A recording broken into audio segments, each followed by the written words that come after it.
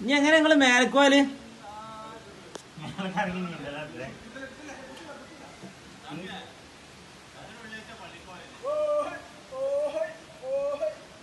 ആ പള്ളിക്കൊന്ന് പോയി നോക്കിയടാ. ഞങ്ങളിപ്പോ പോവാണ്. ഇന്ന് വെള്ളിയാഴ്ച അല്ലേ? 12:27 നിങ്ങൾ പള്ളി പോയിട്ടില്ലെങ്കിൽ ഇതിക്കും വലിയ അതാ പോരും.